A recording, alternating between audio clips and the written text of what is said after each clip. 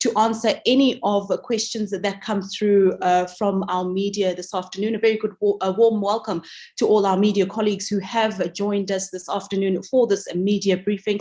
I'd like to welcome everyone else who's joined us online and everyone else who's watched. Also, just to go through a few house rules. As we know, this is a virtual briefing. So if you need to pose any questions this afternoon, please put them on the Q&A section as well as the chat box. So we also do have a number of WhatsApp groups, but we do want to just keep it on the Q&A in order to control the movement of questions that are coming through. And first preference would really go through to journalists to allow all those questions to be gone through over the next hour. We do have an hour with the minister and our panelists. So what we'll do now is for Minister Mboweni to go through a brief statement. After that statement, we will take questions, and then there'll be answered by the panelists that we have here this afternoon. Thank you very much, Minister. You can take it away. Thank you very much, Mashudu.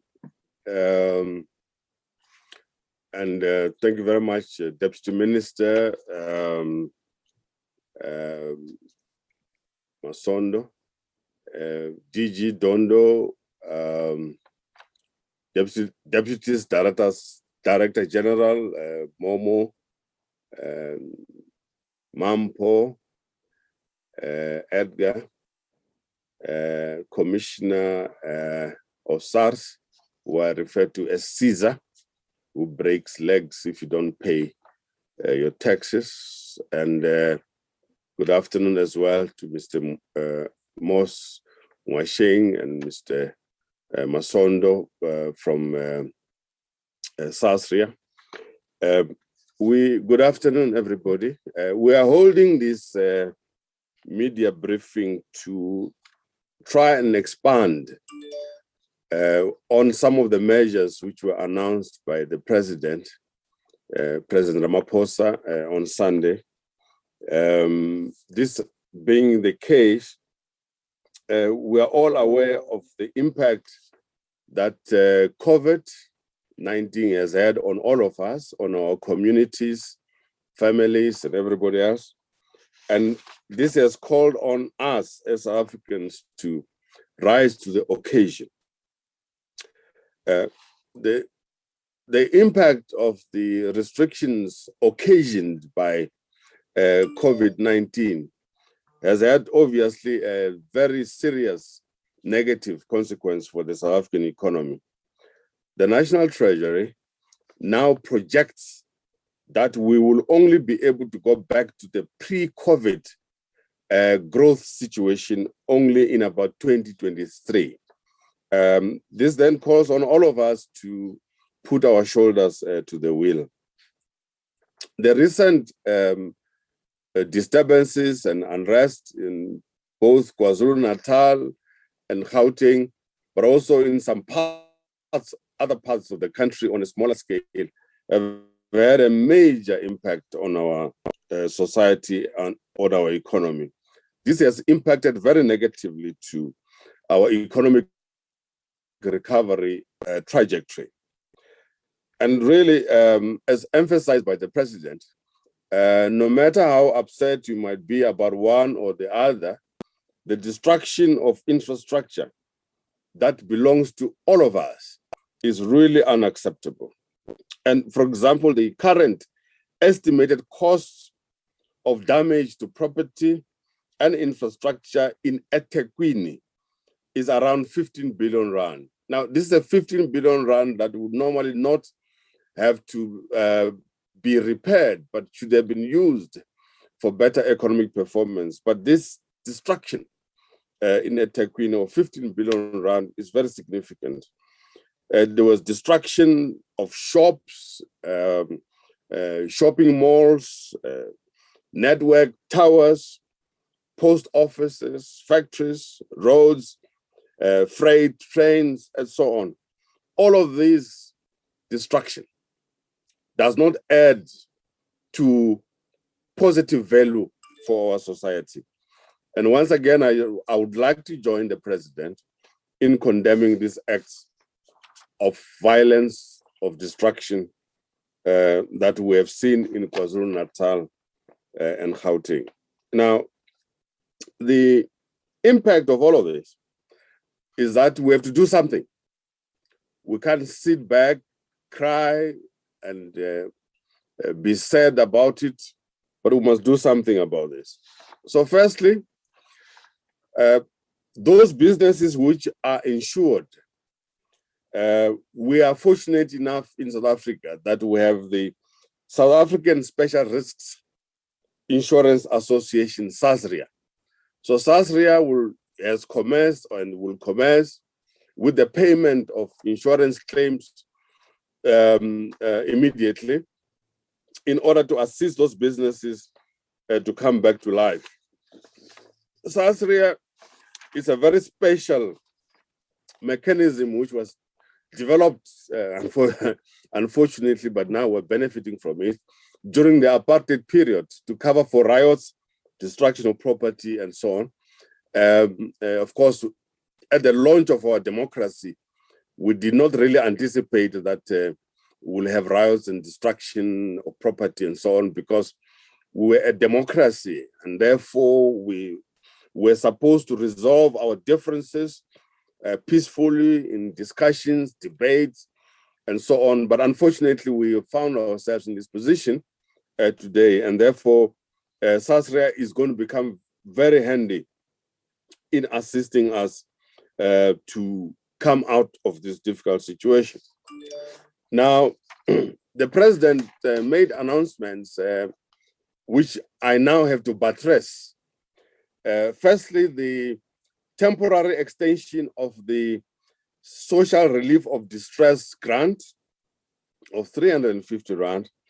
This is now going to be extended up to the end of the financial year.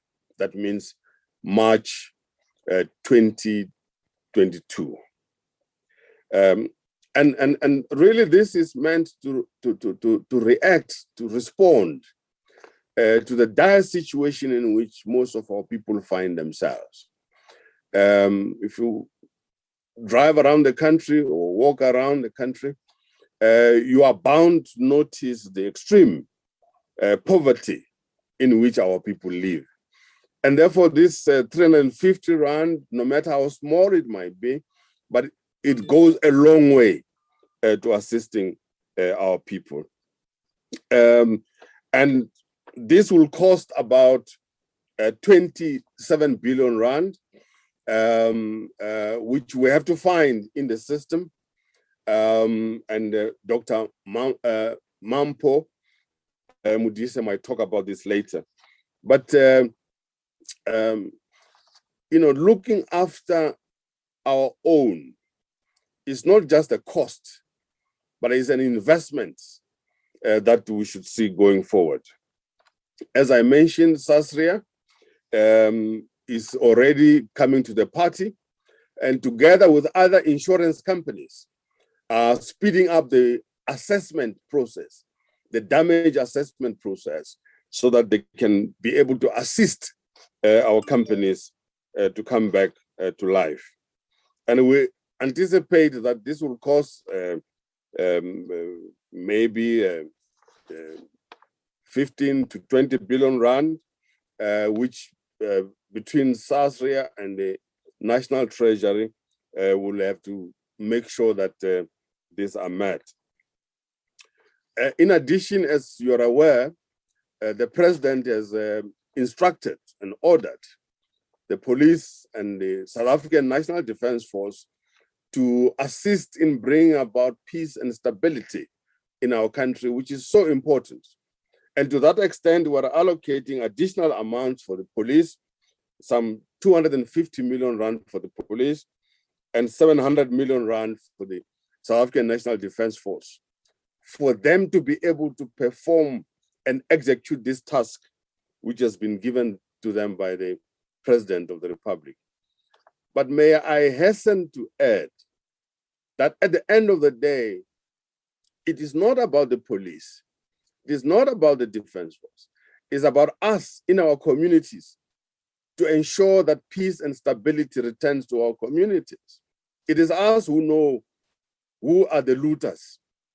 It is us who know who destroyed the ATM, who destroyed the branches of banks, which makes it difficult for cash to flow in KwaZulu-Natal in particular. It's us in the community who must take responsibility for the safety and security of our assets. The Unemployment Insurance Fund, which is again another very important South African institution, will come to the party in the form of the temporary relief called TERS.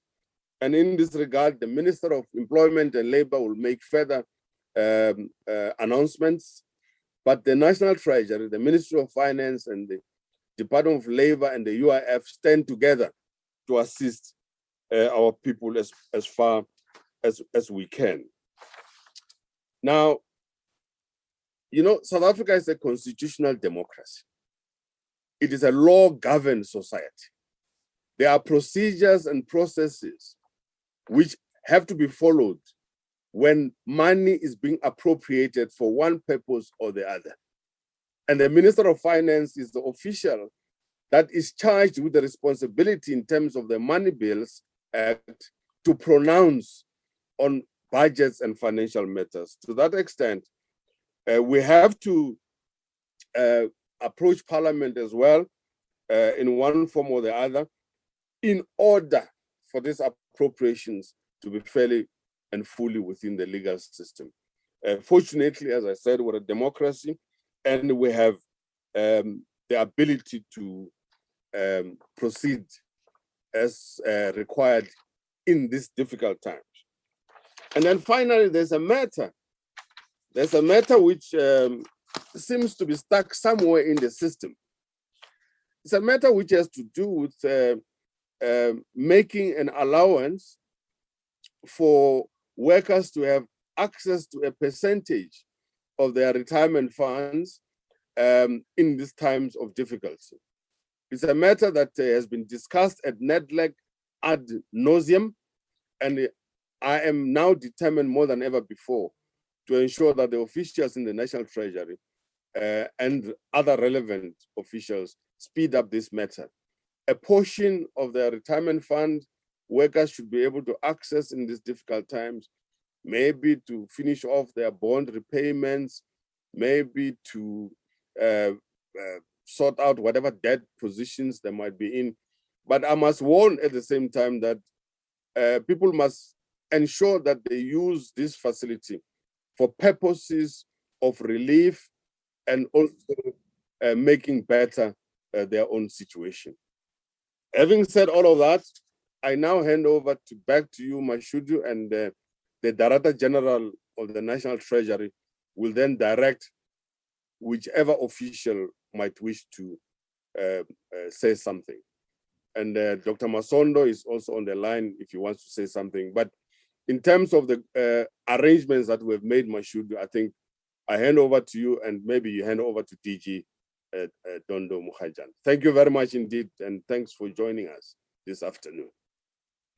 Thank you very much, Minister Mboweni, for that statement. And indeed, I will hand over to DG Mukhajan. We do have already questions streaming in for the panelists this afternoon, as well as yourself, Minister Mboweni. So once the DG has said a few words, I will definitely cross over to the Q&A. What I did forget to mention, though, when we started the Q&A was to say, whoever puts a question in the Q&A, please indicate which media house you're from. So you put your name and indicate which media house you're from so that I can relay the message appropriately to all the panelists on the line today. Thank you very much.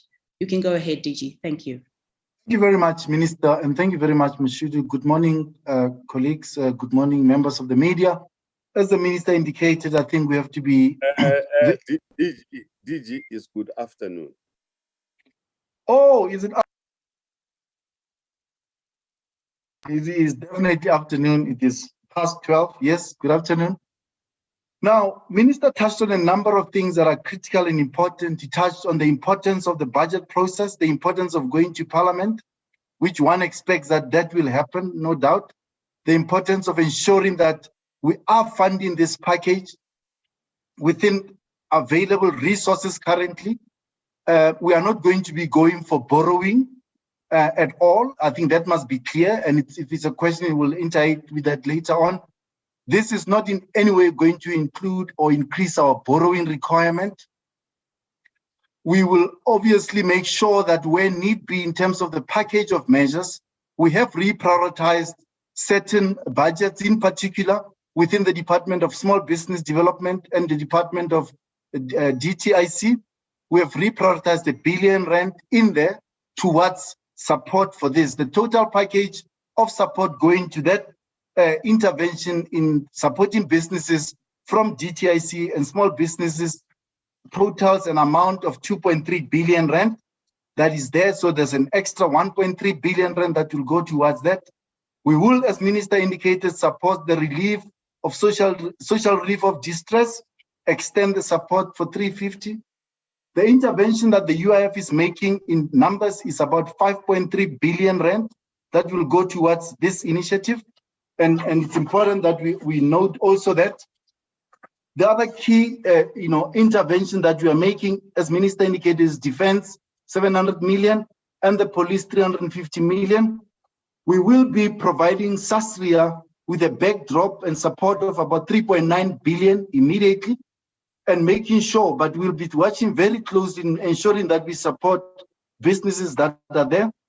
There are some tax incentives, employment tax incentives that we're expanding, about 5 billion rand of releasing back to businesses in the form of supporting for their employment initiatives. So about 5 billion is made available for that particular. All in all, ladies and gentlemen, there's about 36 billion rand worth of support that we are putting on the table that we will be interacting with within the parliamentary system.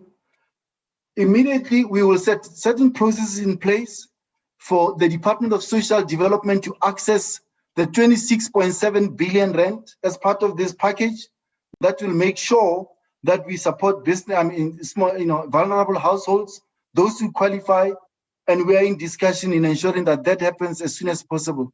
So I will stop there, Mashudu, because I know there are many questions, and we will specifically take particular questions in responding to them. So I thought I must just clarify the package that Minister Mboweni is talking about that you are presenting to the media today, 36.198 billion rand. Thank you very much, Mashudu. Thank you very much for that, DG. We'll move now through to the Q&A section. The first question coming through from Janice Roberts. She's from Media 24. She says, good afternoon. My question is, how will the Treasury backstop the SASRIA work? It is a blanket guarantee for the balance sheet, or is it a limited amount? How much do you think Treasury will need to inject into SASRIA? The second question is from Suren Naidu. Suren did not indicate the media house that she's from, but we'll proceed with that question. This question is also on SASRIA. SASRIA has only around 7 billion to 10 billion rand in its reserves, so will not cover all the losses. How will Treasury or government cover the rest? And we've also got Lamise Omaji. She is from Fin24. Is there scope for the SRD to become permanent after March 2022? Any views on whether it could be the basis for introducing a basic income grant? And Suren has indicated that she is from MoneyWebs. Thank you so much, Suren. And then we also have a question from Pranisha Naidu. Hang on. Let's deal with these things at a time. Okay. All right. So we'll deal with the first three, Governor. Minister, we'll deal with the first three, and then we'll proceed. So it's 2 on SASRIA, and the other one is on the social relief grant. Thank you. Yeah, thank you very much, Mashudu. I noticed that there's about 129 of us on this call, so we should take it in chunks. I would really like to invite Mr. Ngwasheng and Cedric Masondo to respond on the SASRIA issue, and then I'll buttress the matter after they've spoken. Mr. Ngwasheng and Mr. Masondo. indicate that Mr. Mwasheng is having a bit of trouble connecting. But as soon as he's on the line, I'll indicate that to you. But Mr. Cedric Masondo is on the line and he could possibly respond. Thanks. Thank you very much, Minister, and also thank you very much, Mashudu. So let me just start about just the Sasria losses, just explain. So, I mean, the numbers that we've had on the media is between 20 and 50 billion. But Sasria's liability in any particular case, it's limited to 500 million per insured. Of course, there are few policies that we write which are about R1 billion and so on. So, but there are not many. So our losses, or what Sasria will end up paying, it's not the total property losses as reported in the media. That's based on 500 million, but there are also people who are not buying Sasria. At this stage, our balance sheet, our assets under management, it's about 9.7 billion, but we also have a reinsurance program on top of that 9.7 of 6.5 billion. So that is only, that will cover the 500 million coupon or 500 million policy, and losses in the 1 billion coupon have a separate reinsurance structure, so where we cede 80% of the premium. So what we're looking for, it's not the full 15 million or 20 billion as indicated. So we will be able to pay almost all claims ourselves in terms of our balance sheet and reinsurance up to 15 billion. And for the 1 billion policies, Sasria's only retention, it's only 20%. I hope I've answered the question, Mashudu and Minister. No, you have. You have quite adequately. And the point that we wanted to make, Mashudu, is that as Sasria continues to meet its obligations, we as the National Treasury will also be in conversation with them about how to, help them, meet their obligations. And I think Mr. Masondo has explained very well that position. I think, though, Mashudu and Cedric, I think this crisis also affords us the historic opportunity to relook at the depth and coverage of Sasria and revamp it and reimagine it, repurpose it, as South Africans like to say. And I think this is an ideal opportunity for us to do that. Over to you, Mashudu. Thank you very much, Minister. We will now look at Lamise Omarji's question. She's from Fin24. So I had read out this question, but I'll read it out again. Is there scope for the SRD to become permanent after March 2020? Any views on whether it could be the basis for introducing a basic income grant? Let's deal with the situation as we confront now. And that situation is that the president, don't tell the president I said this, please. It's just between us, Mashoud. The National Treasury had indicated that we could extend the social relief of distress by 6 months only. And we were wrestling about this matter with the president. And he, being a very good negotiator from his union days, made us to cross over the line until the end of the financial year, which is March 2022. Now, the key question that this country has to confront is, how are we as a constitutional democracy, a caring society, going to deal with this need to support those who can support themselves? And at the center of this answer is that we should make sure our education system works very well and is compatible or relates very well to the needs of a changing economy. The structural nature of our economy demands certain skills. Now, I've said this many times, I don't need to overemphasize it. We also need to look very carefully at the relationship between the people on the ground in a municipality, for example.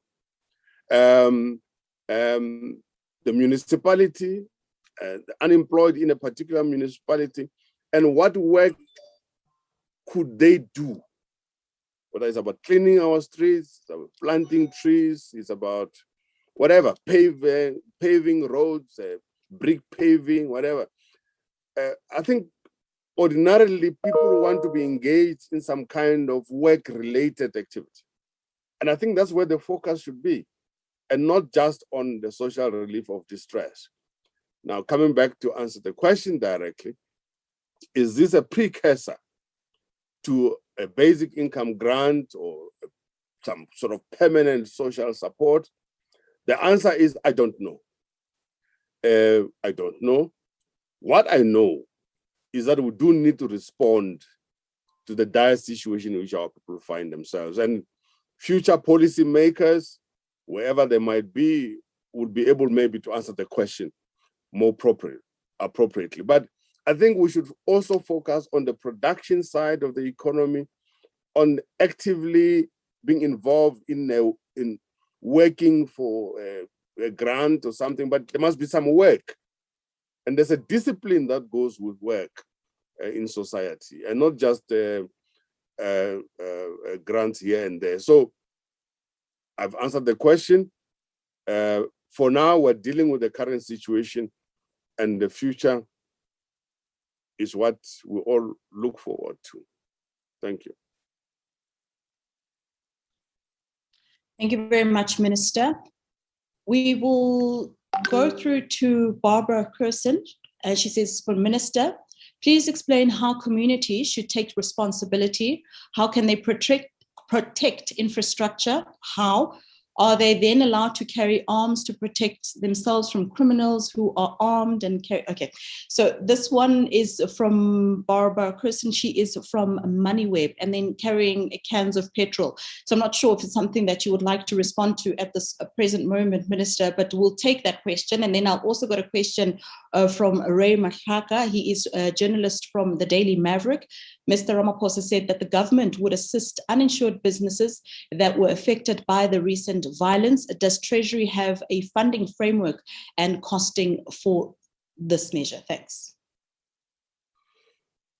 Well, for starters, I and I think the government of South Africa, led by President Ramaphosa, does not promote vigilantism in whatever form or shape. But communities have a responsibility, as I mentioned, because we know our neighbors. We know who is the thug and who is stealing, who is the violent criminal, who is the vigilante. We know that. And therefore, as communities, we have a responsibility to ensure that there is order, there is stability in our communities without having to carry arms and shooting people around and things like that. We should reinstate and reinvigorate street committees, ward committees, together with our ward councillors and everybody else, so that we keep our communities safe. So I promote the involvement of the community in safety. It can't always be that the government must do this or that. We can do things ourselves, working together with our local police station and so on, and the churches, the schools, school principals, teachers, kids, sporting associations, and so on. All of us as communities who are alive to the possibilities that South Africa offers. So I don't promote vigilantism at all. I don't promote criminal activity, but we can take peaceful means to stabilize our communities ourselves. What was the second one? You're muted, Mashud. It was uninsured businesses. Uninsured, uninsured, yes. Yeah. Can I leave that to DG Dondo to deal with, please? Thank you, Minister. Let me deal with it. Momo, you please be ready to come on. Qualifying uninsured businesses will be covered. I think that's something. Let me put my video on, then my video continue. They will definitely be covered. And as I indicated earlier on, there's money that's reprioritized from within the Department of Small Businesses and the Department of DTIC. So it's expected that through that process, they should be covered. At the moment, discussions are ongoing, and that's why I wanted Momo to come in, because the presidency and ourselves met with the insurance companies, and there's ongoing discussions, and Momo has been central to that. And I want him to come on, Momo, and just explain what kind of conversations happen there and what exactly we are putting together as part of that support that is going to be going towards uninsured businesses. Thanks. No, thanks, DG, and afternoon, everybody. As the DG has pointed out, I think we recognize certainly that these small businesses have taken a big hit and clearly need some sort of support to get back on their feet. We've been talking to a range of people, like the DG's outlined, the CEOs of insurance companies, the CEOs of banks. We've had discussions at NADLAC, because firstly, we've just tried to establish the extent of the problem. I know the minister has given a figure of 15 billion, but at the moment, we don't have specific information, and stay together with the Reserve Bank, and working with the insurers as well, trying to establish the extent of the damage. Now, obviously, many of these businesses were not insured. So even the insurers won't have that information, because obviously there's no claims that have been put in. So we are looking at mechanisms, firstly, to try and identify the businesses that have been affected, the buildings that may have been destroyed. People may have been not fully insured. You know, in some cases, the building may be insured, but not the stock.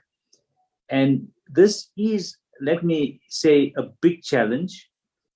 And we are, like we had the credit loan guarantee scheme, we are looking at an appropriate scheme to provide assistance. We don't want to, at this stage, commit beyond, because until and unless we know the scale of the damage and how extensive it is and what type of businesses to cover, it's really difficult to even have a scheme that we think would be workable. But I can say that there's been, in fact, this area is actually taking up probably most of our work in just trying to establish the facts and the data.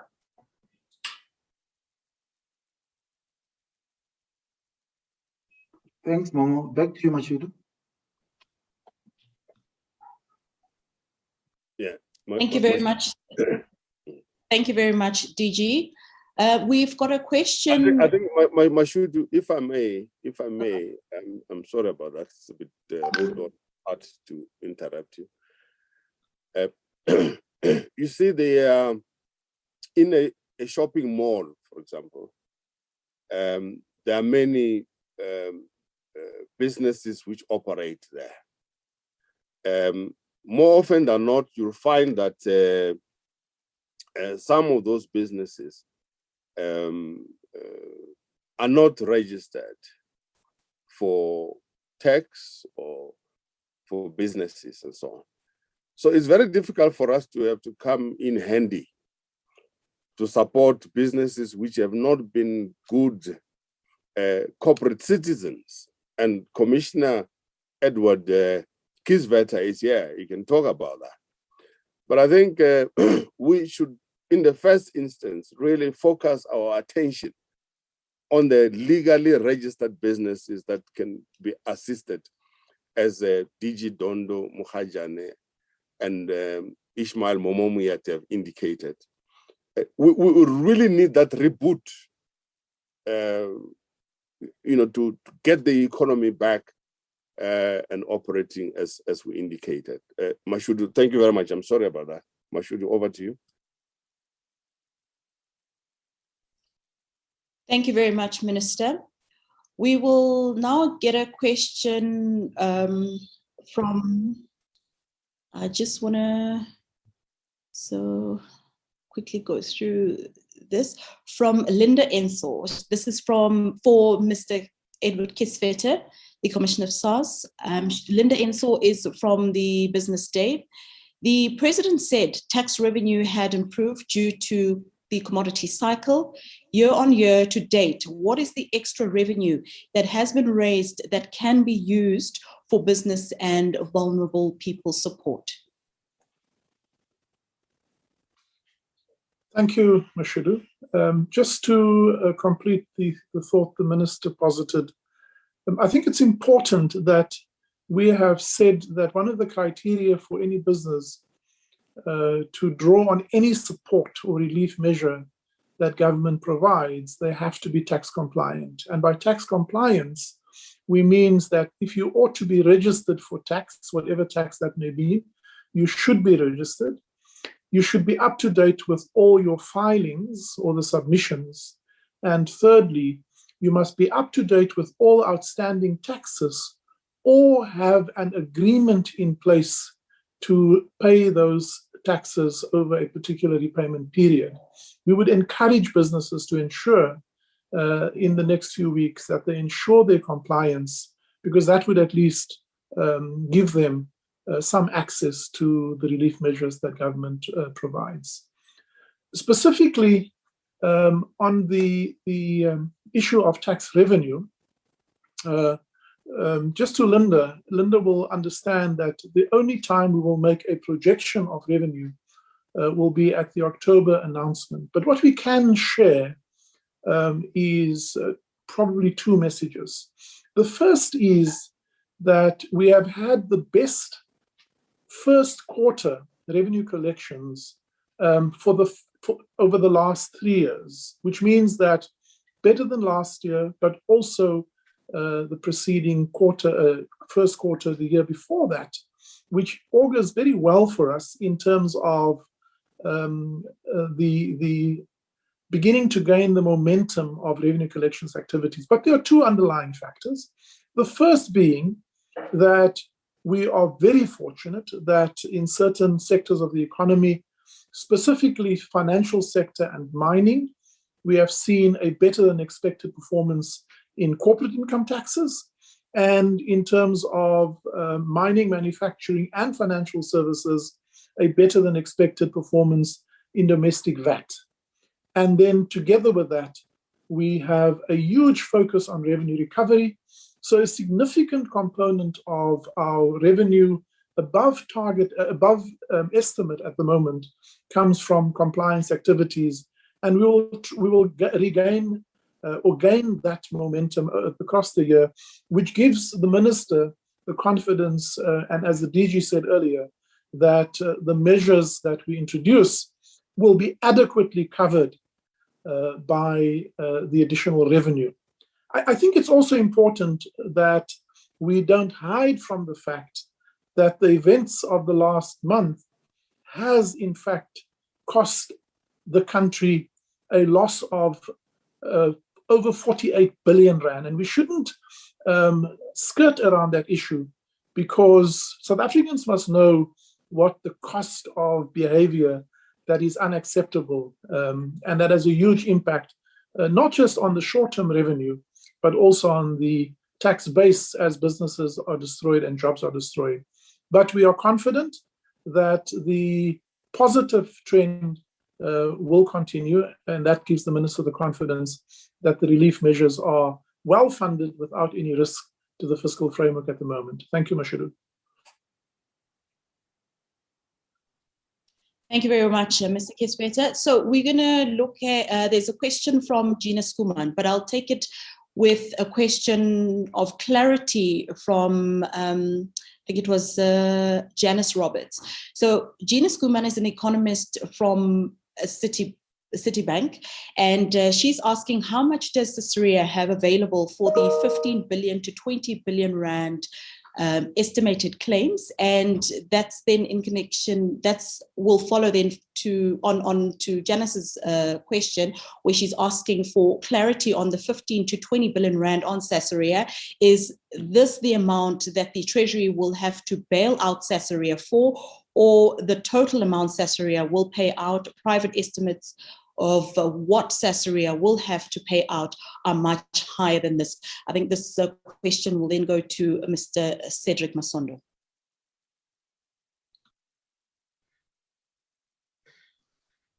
Cedric? Yes, thank you, Mashudu. So, I mean, the Sasria's balance sheet in terms of the assets, it's about 9.7 billion.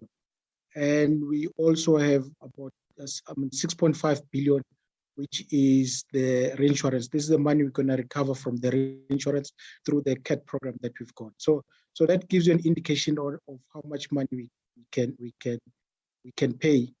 And as we speak now, the liquidity is not an issue at the moment, because that's money, it's already in our balance sheet. And we've also launched the claims against the reinsurance company. And once we start paying the claims, we'll recover the money from the reinsurance. In my first response, I also indicated that we do have policies of 1 billion. So these are the policies where corporate clients will buy an additional 1 billion. So they are treated separately, because our liability in those policies will only be 20%, and the 80% will recover from insurance companies. So based on our estimates in terms of our CAT program, and also the money will recover from insurance for 1 billion, we could easily absorb up to 15 billion. But that also depends if we see an increase in premium. So if as a result of this event, there's an increase in premium, that also increases the money that's available for us. The 3.9 that's been indicated by the DG gives us some comfort to find different options on dealing with the amount that might be excess, or which will be in excess of our capital and also reinsurance amount. Thank you, Mashudu. I hope I've answered the question. Thank you very much. And Mashudu, before you proceed, can I also indicate that Sasria is one of the better managed and run state-owned companies in the Republic of South Africa. During my tenure now as Minister of Finance, Sasria has declared the dividend twice. So Sasria and Telkom are the two companies which declare dividends, which indicates that these are properly run companies. And I think South Africans must know that we do have properly run state-owned companies in South Africa, and Sasria is one of them. Thank you very much. Thank you very much, Minister. We've got another question from Nokukhanya Ntambo. She is from Jacaranda FM. The first question from her is for you, Minister Mboweni, on the 350 Rand grant, but I think you've partially answered this question in your opening remarks and a bit of your remarks throughout the session. Is there any truth that you have succumbed to pressure from the government party to reinstate it as an election ploy? The second one is, can we also get an overall estimate or cost of damage across both the provinces during the unrest? You ministers only spoke about the 15 billion Rand, which is in eThekwini. And then the last one, if borrowing is not an option, what other alternatives are there to find money? And I think there also was another journalist who's also on the platform asking about the funding options. Thank you, Governor. I explained, Mashudu, that we operate within a society which experiences a lot of distress. And any caring government has a responsibility to come to the support of its citizens. And that's why we're doing these things in these difficult times. Was there pressure from the governing party? No, there was no pressure from the governing party. Incidentally, political parties do not rule, they govern by the will of the people. Only absolute monarchies rule, but political parties govern. It's a very important distinction that has to be made. So did I get any pressure from the Lutulo House? No. Did Jessie Duarte from Lutulo House, the Deputy Secretary General of the ANC, call me? No, she hasn't. The conversation was within the Ministry of Finance and the National Treasury with the President's office. And we really debated these issues. At some point, the conversations were very difficult. But we eventually agreed that given what the Commissioner of SARS has just said and what DG Dondo said, we're in a position that we could afford this 27 billion rand thereabout up to the end of March. And the rest of the debate between now and March really must happen as to what are we going to do as a society about these matters. Are we going to proceed on a grant system like that? Or are we going to proceed on a work for grant or whatever? But let's debate the issues. I don't want to get into trouble, as I usually do, but let's debate the issues and come to some conclusion about the scale and size of the destruction in KwaZulu-Natal and Gauteng. I mean, the jury is still out there, but some of the estimates are that we probably have seen destruction up to about 50 billion rand, and I mean that's according to maybe to the South African Property Owners Association. But there's massive destruction. And for the life of me, I cannot understand how burning a shopping center resolves anything at all. It doesn't. How burning trucks at the Moe River Plaza assists in anything. Doesn't. We now have problems at the Durban Harbour and Port and so on. And so, yes, the estimates are about 50, but if you understand how economics functions, there might be there's the immediate destruction, say plus minus 50 billion rand, but the multiplier effect around the economic system is huge. We really have to come to terms with this. Let me give an example. As a result of the damage in KwaZulu-Natal, petrol stations could not function in some parts of KwaZulu-Natal. And people had to drive to Harrismith to fill up. And then petrol and diesel ran out in Harrismith. That is, so it has a multiplier impact around the economic and ecosystem. And that's why I think as South Africans, we have to take responsibility for our actions and understand that our actions can either be positive in their multiplier impact or can be severely negative. And it's our responsibility. We're a free people, we're a free country, and we love our country so much. And therefore, we have to look after what we have, our assets and the assets of those who decide to invest, create jobs, employ people, get the economy going. And we have a responsibility, all of us, to protect that which we have as a South Africa Incorporated. Thank you, Mashud.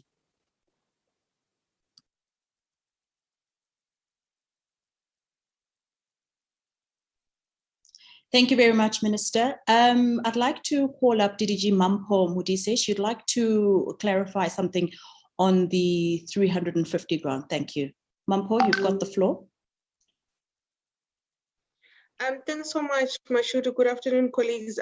Just a small issue is that the 350 is not an extension of the previous grant that was introduced and terminated in May. Rather, it's a reintroduction of the grant, and it will start when it will commence right now, rather than a continuation of what we have done in the past. So just making sure the media understands that this is a starting point rather than back paying for the month that the grant was not in existence. Thanks, Mashudu.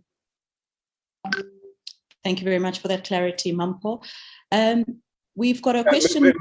Maybe Mashoud, Mampo, can you indicate when are payments going to start?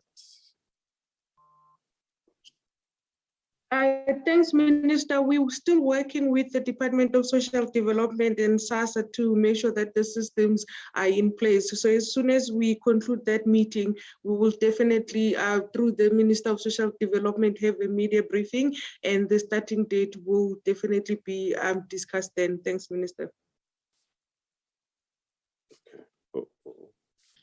Thank you very much, Mampo and Minister. We've got a question from Hilary Joffe. She's from Business Times. Please provide some detail on the 2.3 billion rand package to support small businesses. What measures does this include? Which companies will be able to access them? How many of the affected by the unrest might this reach? I'm not sure if that's something we'd be able to respond to at this point, Minister, but you'll indicate. And then let's take two, because there's a number of questions that have come through, and we should at least try to get through to most of them. We've got Alex Winning from Reuters News Agency. This first question, could you specify how the 36 billion rand support package will be funded? If it is funded by cutting other programs, which programs will be cut? And could you provide more detail on the uninsured businesses and SMME support facilities? How much will they cost and what do they entail? Thank you.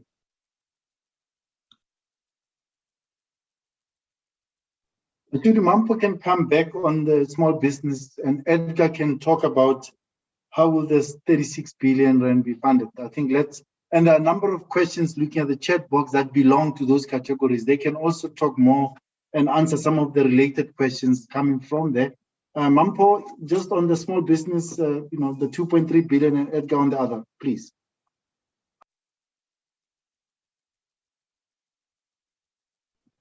Thank you, DG. I just wanted to switch on my video. So I think the key is the two departments that we have worked with, which is the Department of Small Business Development and the Department of Trade, Industry and Competition.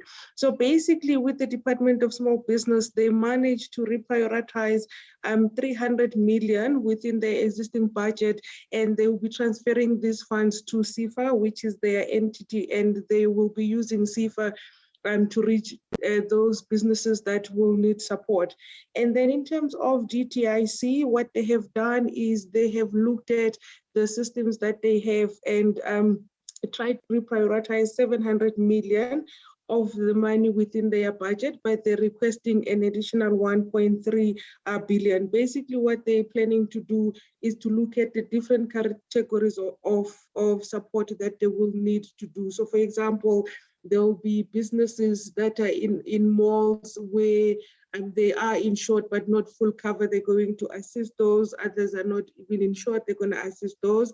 They're going to look at other businesses where the infrastructure itself was damaged, and those will not be in malls like the standalone businesses. They're going to look at that.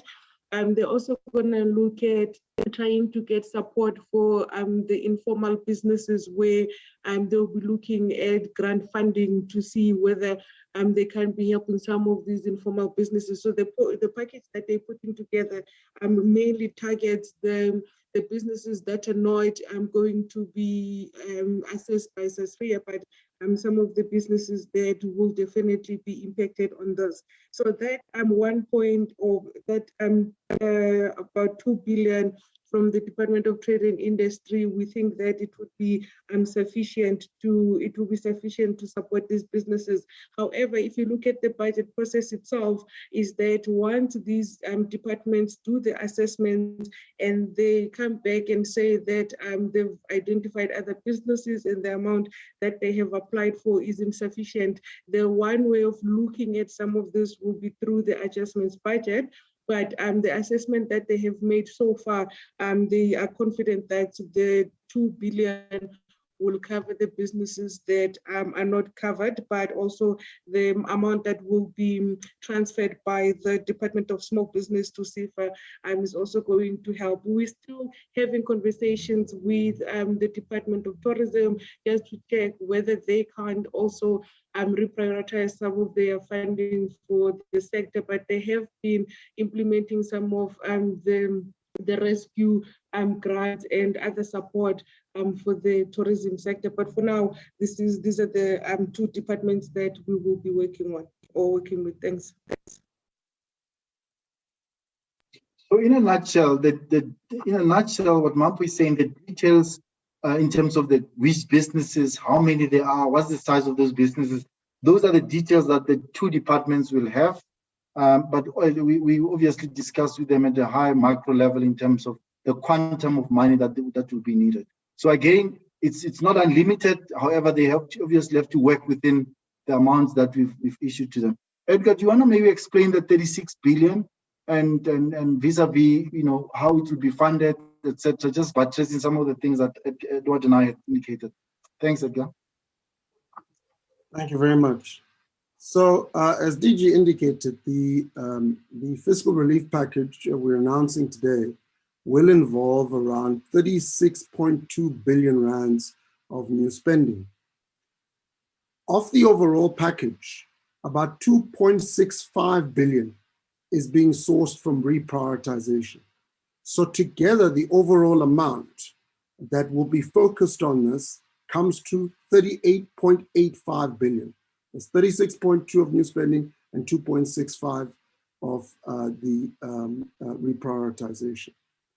Now, as required by Section 32 of the PFMA, the National Treasury will publish the quarterly revenue and spending position of government at the end of this week.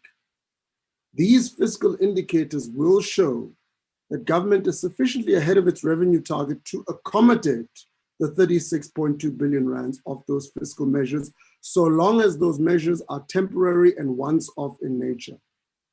Therefore, the package can be accommodated without an increase in debt, in particular market-based financing.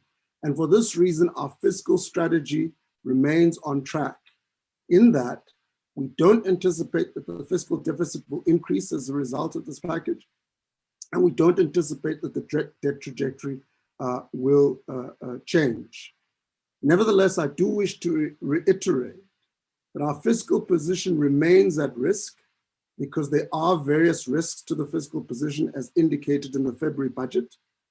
And there are also risks in respect of revenue because of the events that took place in July. For now, however, we are comfortable that we can deal with this additional spending as long as I said, it remains temporary, once off, because we do have confidence that a temporary increase in revenue emanating from a terms of trade benefit in respect of South Africa's key commodities can accommodate it at this time. Thank you. Thank you, Mashudu. Thank you very much, DG. DG, one of the most important things to note during this period is that the productive side of our economy is very important. We're benefiting in particular now from a tax point of view from the resilience of the mining sector. And I think it's very, very important that when we analyze the structure of the South African economy, we fully understand the impact of the productive side of the equation. And, you know, I think one of the large South African companies will be announcing their results during the course of the week, and you'll see the amount of tax that will are receiving from that one particular large South African company. And so it's important that we work together, big and small companies, to drive the South African economy. Big companies are important for small and medium enterprises in the same way as the opposite is also true.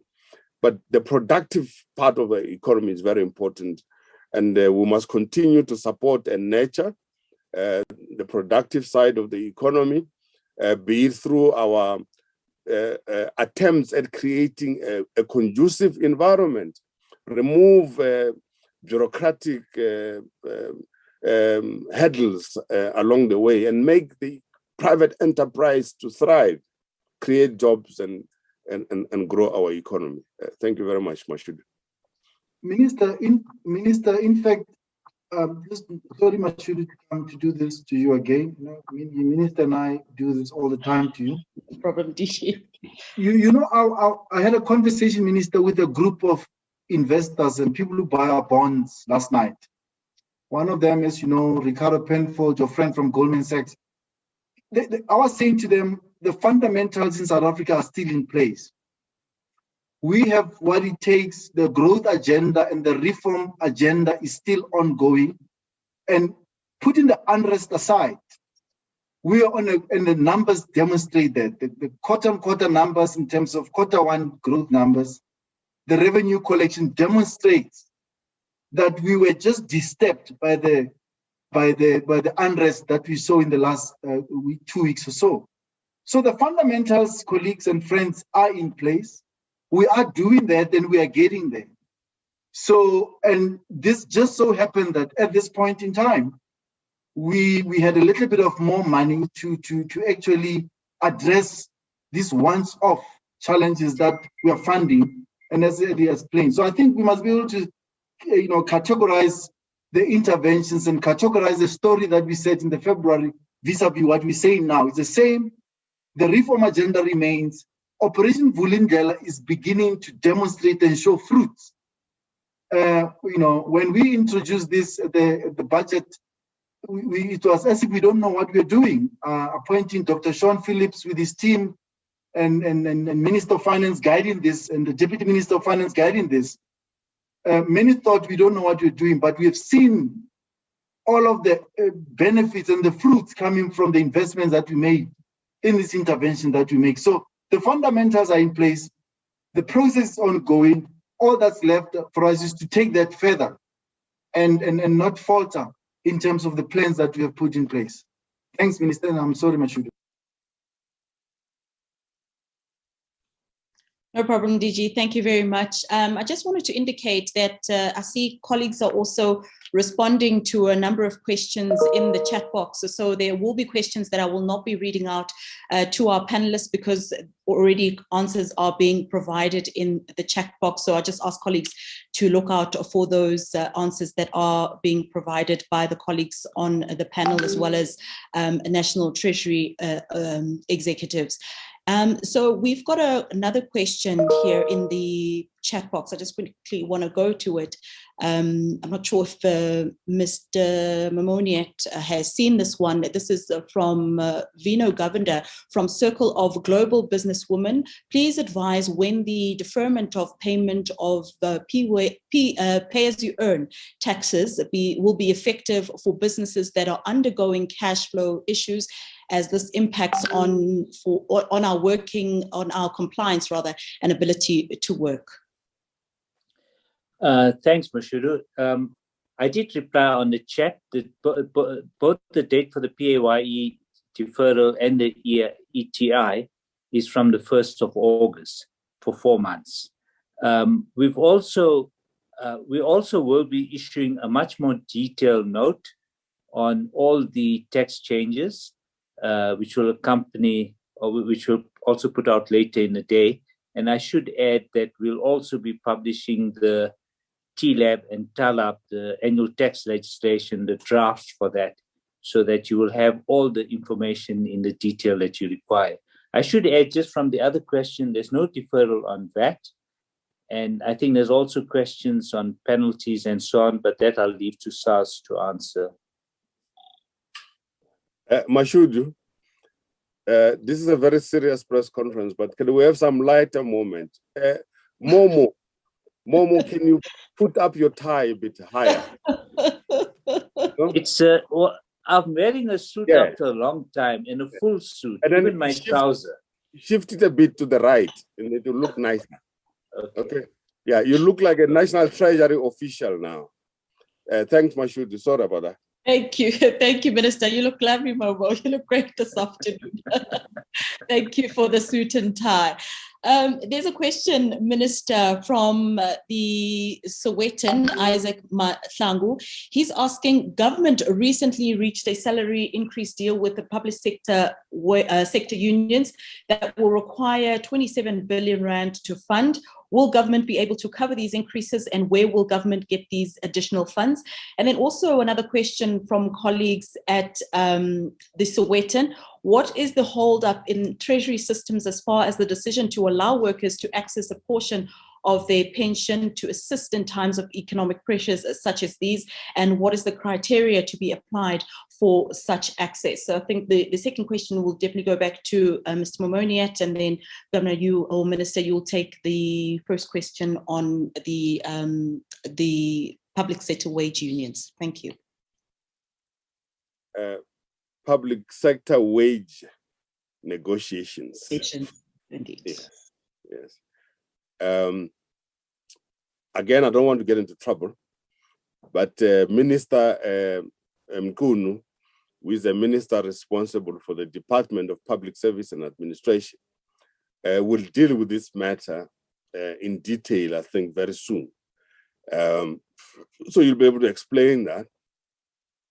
What I've said before, and I hereby reiterate, is that whatever agreement is reached between the government as employer and the public service trade unions has to fit in within the fiscal framework, nothing outside the fiscal framework.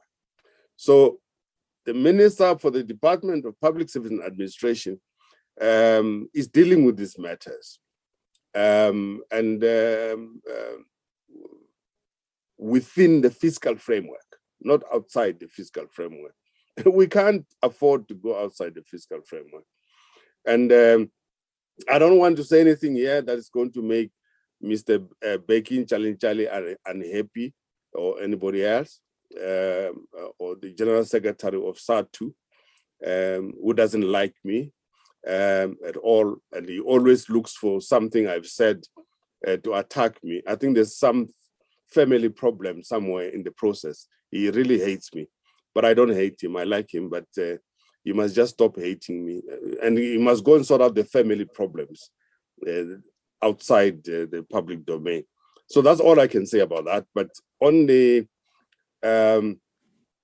accessing of a portion of the pensions for now during these difficult times, I think Momo is best dressed and suited to deal with the matter. Thank you, Minister. Minister, I think on the accessing of pension funds, I want to emphasize what we've said both in the budget and in the MTBPS. We are working with it. There's a lot of complexities, and if we don't watch it, there'll be a rush to the door and will create liquidity problems. And that's why what we've said is, firstly, it's going to be a very limited window of access under very specific circumstances. And we will be linking that to introducing preservation. The biggest problem we have with our pension funds is that South Africans don't preserve. As soon as they resign their jobs, they leave and they cash out their pensions. And if you look at the numbers, you find that most people have just very small amounts left. And so I mean, the deal here is they'll be very limited, with the emphasis on the word limited, withdrawal, but it will be done with a tightening of preservation so that you can't withdraw those funds beyond what will be allowed.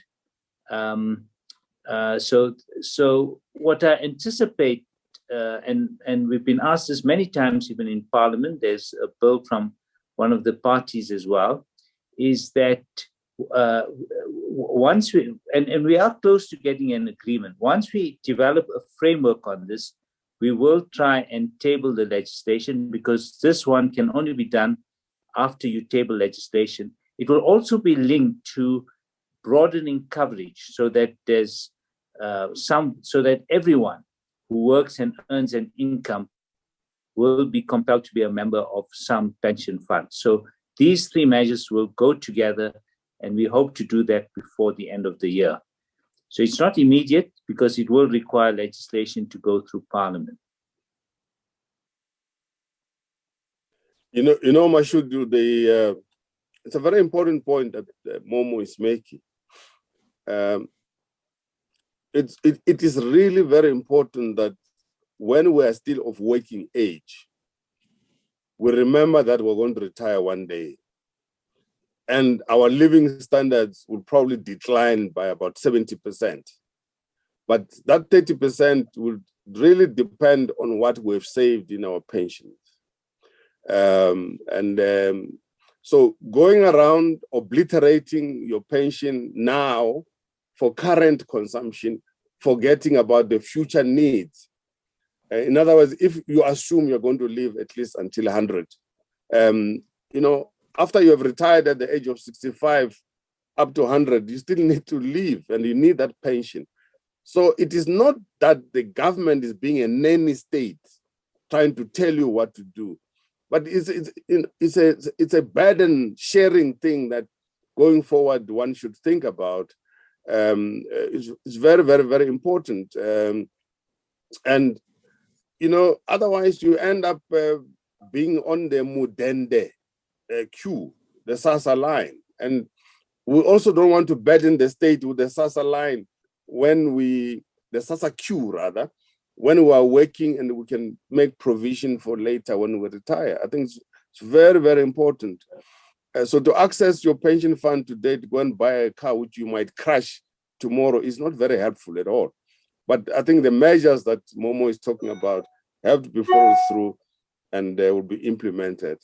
Mashudu, over to you. Thank you for the advice, Minister. Thank you very much.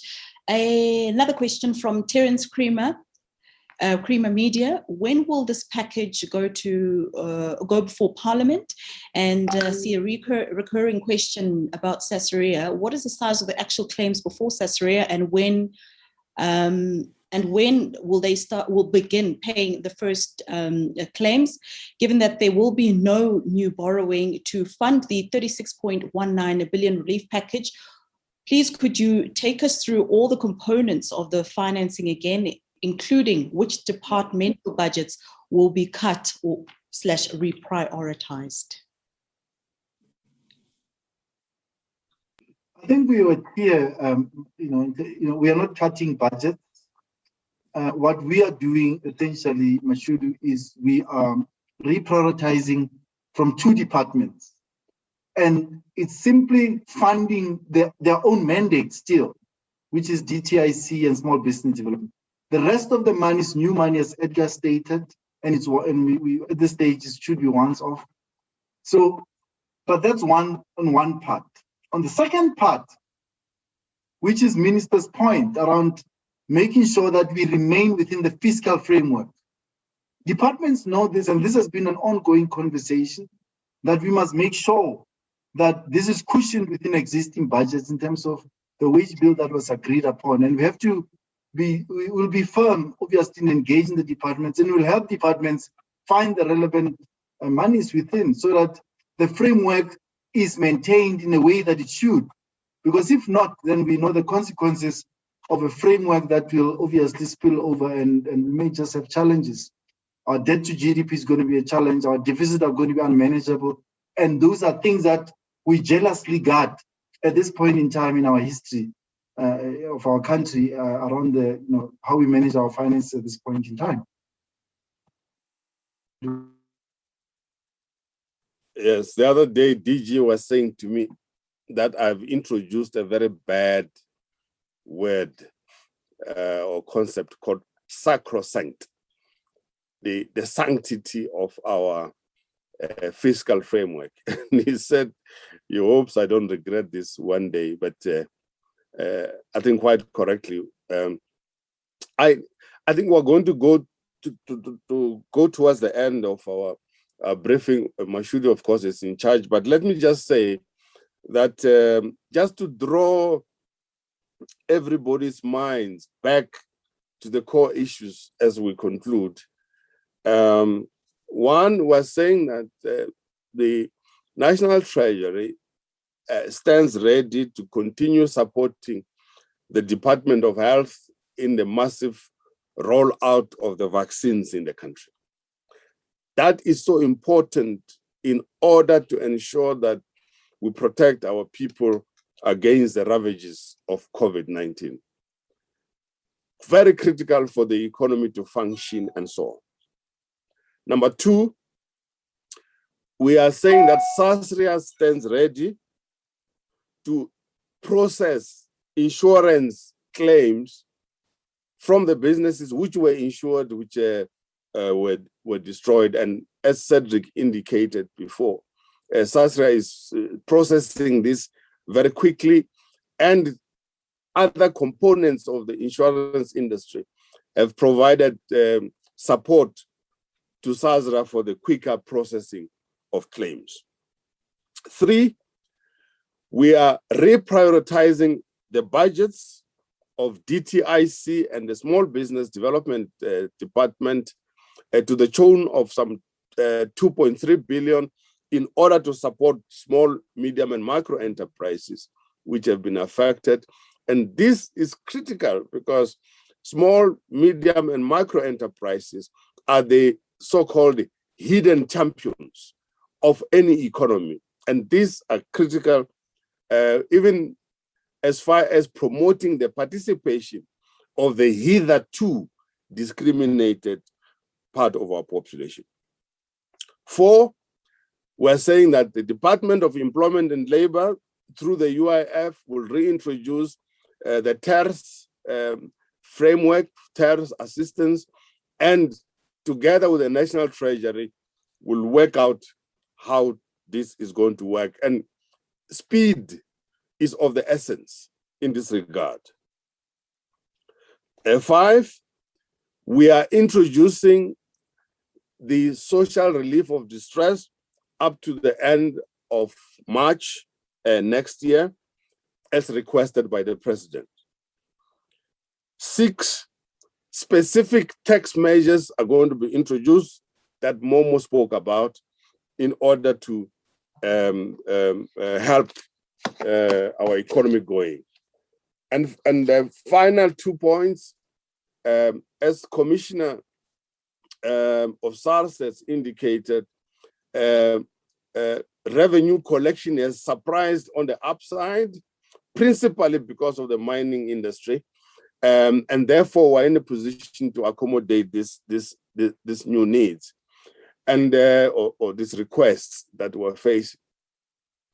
But I must indicate that you must not get the impression that the bond auctions, which the Treasury undertakes on a regular basis, is going to stop. No, that will continue depending on how they read the market. We're in conversations, for example, with the World Bank about any possible facility that we might access, particularly because we need to support the vaccination program in the country. World Bank funding is available for South Africa at reasonably low interest rates than market rates. And so for the purpose of making sure that the ship continues to sail in the right direction. We're in conversation with the World Bank. I think as a country, we have crossed the Rubicon of whether we can borrow from the IMF and the World Bank or not. We've crossed that Rubicon. We now are at idem that we can borrow from the IMF and the World Bank, but for very clear purposes that I've outlined. Let me then end, Mashudu, by saying that, we are going through difficult times in South Africa, and difficult times require tough decisions. And this is what we're trying to do. We're rising to the occasion. We're dealing with difficult matters, and we hope that the South African population also understands us. So as we come to the end of this briefing, I'd really like to thank everybody for participating. There were over 120 or 128 of us in this conversation. But thank you very much indeed, and greetings from Makgobasloof. When you are allowed to travel from Gauteng to other parts of the country, please don't forget to come to Makgobasloof. It's a beautiful part of the country. Let's promote local tourism. Thank you very much. Thank you very much, Minister. But before you log off, the Deputy Minister of Finance had his hand up for quite some time during your closing remarks, and he'd like to add something. So I just want to give him an opportunity to say a few words before we officially close the session. Thank you so much for also going ahead. A little bit over time. We had scheduled for 1 hour, and I pushed you a little bit, colleagues. Just a few more minutes for the Deputy Minister. Mashudu is against protocol for anybody to speak after the minister. It certainly is. It certainly is. I've just had his hand up, has been up for so long, and I humbly apologize, Minister Mboweni. I humbly apologize, but I would please request that the Deputy Minister. No, Minister, you're absolutely right. I think it's really against protocol for me to speak after you. All I wanted to say is that if you compare us to emerging markets, we're the best in terms of the COVID relief package. If you compare South Africa to the emerging markets, India, Mexico, Russia, Brazil, we have provided the highest COVID-19 relief package since COVID came to our shores. That is, if you take COVID-19 expenditure to the share of GDP by country, South Africa is the highest. Unfortunately, I could not make this point before the minister could make his final remarks. And I think the other point is that these social reliefs, as the minister said, as the DG said, they will depend on the growth of the economy. And that's why we're doing our best insofar as the structural reforms are concerned, providing electricity, spectrum, water to enable investors to do what they have to do in order to grow the economy. Unfortunately, the social disruptions, they do affect our ability to grow the economy. Thanks, Minister, for allowing me to break the protocol for the first and the last time. Thank you.